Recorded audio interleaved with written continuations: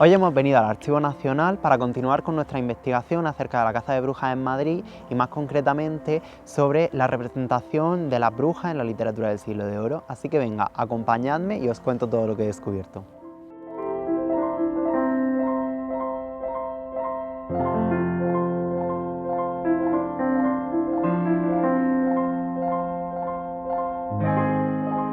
La comprensión del concepto de magia en la cultura occidental moderna debe partir de una perspectiva ligada al fenómeno religioso. Esto es porque las vinculaciones entre creencias y prácticas mágicas y creencias y prácticas religiosas confirman una conexión indisoluble. Desde la antigüedad grecorromana hasta finales del medievo pueden observarse los mecanismos que apuntan hacia una convivencia más o menos tolerada de una serie de cultos, de gestos y de símbolos de los que se apropian las diversas culturas con el objetivo de conciliar las tensiones individuales y colectivas a las que la religión no podía dar una respuesta satisfactoria. Simultáneamente a este proceso se puede comprobar el esfuerzo contrario, el ataque sistemático de la magia como parte de la disciplina social, tanto política como eclesiástica, que imposibilitará la comunicación entre el ser humano y la divinidad fuera de los cauces establecidos por la doctrina. Desde esta perspectiva, el papel del mago sufre una clara transformación en la cultura occidental. En un origen pudo llegar a adquirir una plasmación casi sobrenatural como consecuencia de su función de intermediario entre ambas esferas. Con la consolidación del cristianismo se le adjudicó una dimensión transgresora. La cultura cristiana fue construyendo un sistema de referencia en torno a la magia que fue revisado y matizado de forma permanente. Podemos apreciar renovados intentos de adaptación o de transformación de unos cultos paganos. Nos disponemos a desglosar las tradiciones mágicas que son demonizadas por el cristianismo y que van a tener presencia en la literatura del Siglo de Oro, dibujadas como herejías. El clasicismo dio lugar a una categoría mágica femenina que conocería una gran fecundidad en la tradición occidental, la hechicera clásica. Es muy importante conocer esta tipología, puesto que en la literatura de los siglos de oro podemos hallar un arquetipo que deriva directamente de este tipo de magia. Del mismo modo, en las representaciones de estas hechiceras, cuyas piedras angulares van a ser Circe y Medea, se encuentra un precedente claro de la que siglos más tarde será una categoría nueva, la bruja. En primer lugar, nos vamos a centrar en lo que denominaremos las hechiceras primigenias, es decir, y como ya adelantábamos, las semidiosas Circe y Medea, que integran una subcategoría dentro de la hechicería clásica. Estos estereotipos se ubican en las edades en que los héroes, los semidioses y los hijos de los dioses conviven en la Tierra. En la Odisea de Homero encontramos un episodio digno de mención, el de Circe. El ansia de control masculino de esta fémina la hace transformar a los amigos de Odiseo en cerdos con algunos venenos y con varas. Sin embargo, con él se da una imposibilidad del dominio mágico, por lo que Circe va a recurrir a la seducción. Es una seductora pérfida y bellísima que extrae del hombre su naturaleza bestial, y Dio también va a hablar de ella en la Metamorfosis. Y vamos a conocer más datos. Se la presenta como una figura muy enamoradiza, capaz de hacer cualquier cosa por amor. Aunque se diga en este texto que Circe es diestra en conjuros amatorios, no es capaz de controlar la voluntad de los hombres a los que ama. Utiliza sus poderes para vengarse. Circe encarna la modalidad de hechicera enamorada que termina cayendo en sus propias redes. Esta modalidad gozará de un gran éxito literario. Circe sufrirá una evolución desde sus representaciones griegas hasta las latinas, puesto que Ovidio nos presenta una mujer mágica que sufre varios desengaños y utiliza su arte para paliar esa frustración. Pasemos ahora a la otra hechicera primigenia, Medea. En las Argonáuticas de Apolonio de Rodas, esta hechicera va a ganar gran fama, pues es diestra en venenos y puede dominar los elementos de las naturales y de los astros. Gracias a sus capacidades y conocimientos, Jasón conseguirá el vellocino de oro. Medea se enamora del griego nada más verlo y decide poner su magia al servicio del apuesto joven, esperando que la tome como esposa. Medea consigue materializar todo su odio y concentrarlo en una mirada fatal. Cree que no es justo que permanezcan con vida aquellos que la están haciendo tan desgraciada. Se mueve por desprecio, pero llega demasiado lejos.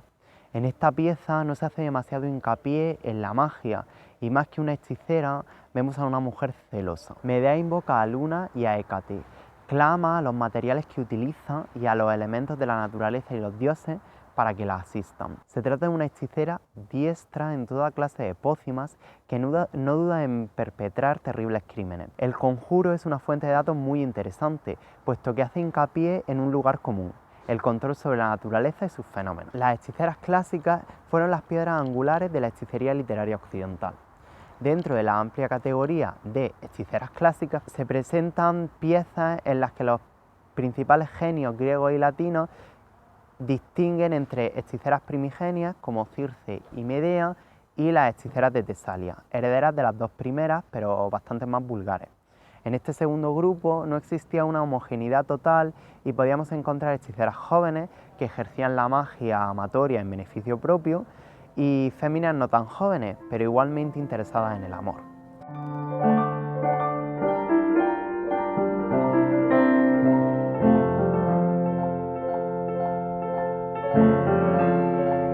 Muy distinta es la situación en la Nueva España conquistada por Hernán Cortés.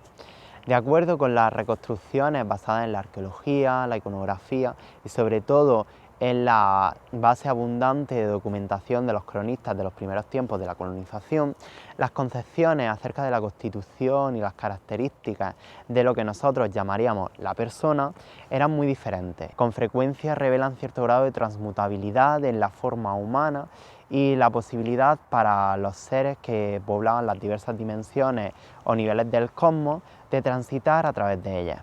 Hombres y mujeres tenían todos una relación de coherencia con su propio alter ego individual. En la mayoría de los casos, este alter ego era animal, ligado a su contraparte humana por un vínculo perenne e indestructible y cuya especie determinaba su carácter y su resistencia. Hay que también tener presente el marco ideológico del encuentro y la omnipresencia de la clave de la lectura demonológica, mediante la cual los europeos interpretan las concepciones y las prácticas que encontraron en este nuevo mundo. Una vez que tropezaron con las concepciones mesoamericanas en torno a la transmutabilidad de la forma, la proyectabilidad de los componentes aromáticos y la coesencia hombre-animal, los primeros misioneros no pudieron hacer otra cosa que aplicar sus propios esquemas mentales y doctrinales, negando una vez más la realidad de tales fenómenos y explicándolos en términos de engaño diabólico. Esa idea del vínculo anímico entre el ser humano y el alter ego animal incide en esa simultaneidad de presentes en espacios separados, pero ligados por una coesencia que no solo se reproduce en los dos polos la relación de acontecimientos de los que es protagonista uno y el otro, sino que permite al ser humano advertir y conocer a distancia las vicisitudes de su doble. Por lo tanto, la Iglesia se ve obligada a reducir la complejidad de la concepción amerindia al rígido molde del pacto diabólico, y puesto que la tradición nativa afirma que la asignación del doble ocurre en el momento del nacimiento, es decir, cuando el recién nacido no tiene ninguna conciencia ni autonomía de decisión, la Iglesia va a perseguir a los padres, que serían los responsables de la desafortunada elección. En los años 30 del siglo XVII aparecen dos importantes focos demoníacos en Nueva Granada. Por lo general, los negros eran ignorantes de todo lo religioso en torno al cristianismo y pocos les importaban las misas, sino era como medio para evadirse del trabajo un rato. Esta situación bien la sabían los inquisidores, por lo que siempre se tuvo una cierta consideración y benignidad con aquellos que ya bautizados reincidían en sus antiguas creencias. Lo cierto es que se piensa que el diablo está presente en Cartagena de Indias y 15 personas, la mayoría de ellas negras y esclavas, se ven directamente involucradas. Por primera vez vamos a ver de forma directa un caso de aquelarre en América, tal y como se describen en España, sin apenas variación alguna.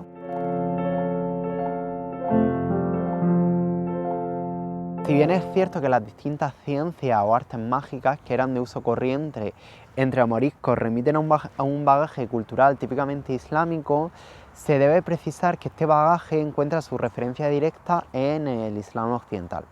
En el occidente islámico, en aparente contradicción con la blandura con que se trató el delito de la magia en el resto del mundo musulmán, se pudo llegar a considerar al hechicero, en casos muy extremos, como hereje o apóstata. La mención en el Tratado de Supersticiones sugiere la gran extensión que había conseguido la práctica talismánica en la península ibérica. Las obras de magia morisca, al mismo tiempo que imbuidas en el recurso al Corán y en otros rasgos islamizantes, habían asumido el contenido astrológico y simbólico que se contenía en la obra andalusí. Dentro de la obra que vamos a usar como referencia, Agricultura Nabatea, el autor con frecuencia se aparta del tema principal para contar cuentos folclóricos.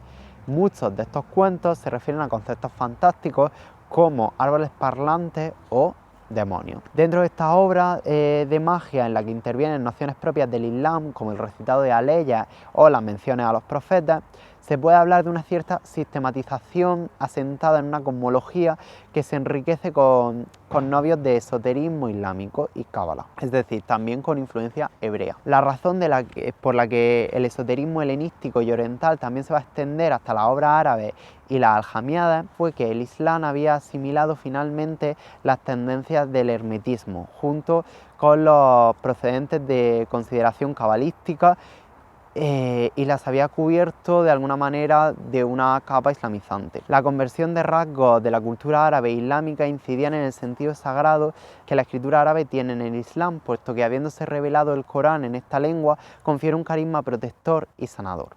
La escritura ostenta valor por sí misma. Los libros en árabe adquieren un sentido talismánico. Tanto es así que son llevados a menudo por los moriscos escondidos entre sus ropas, como si de un talismán verdadero se tratase. La Inquisición se empeñó en una búsqueda infatigable de cuantos escritos religiosos, comerciales o notariales, entre otros muchos, con caracteres extraños al castellano, poseyera la población. Así, la lengua árabe se consolidó para las autoridades como una expresión ineludible de la práctica del Islam, mientras que para el resto de la población ejercía una fascinación y un atractivo inusitado. Estos contenidos alcanzaban cierta extensión entre la población cristiano vieja, ya que por ello los moriscos eran considerados como depositarios de conocimientos arcanos. A lo largo del siglo XVI estos conocimientos van a empezar a adquirir connotaciones de herejía protestante, debido al reflujo europeo. El prestigio de las sanadoras moriscas se reflejaba tanto en el recurso que las clases altas de la sociedad cristiana van a hacer de sus servicios, como la actitud intolerante que muestran las autoridades religiosas cristianas y también las autoridades médicas, ya que hay una reacción a la utilización de los conocimientos herboristas y sanadores que estas moriscas tenían. La importancia de las mujeres en la comunidad morisca se dirigía a sostener una red de conexiones femeninas, que partían de su papel dentro del ámbito doméstico en base a la apreciación de la importancia de la función de la mujer para el mantenimiento de la cohesión y de la comunidad.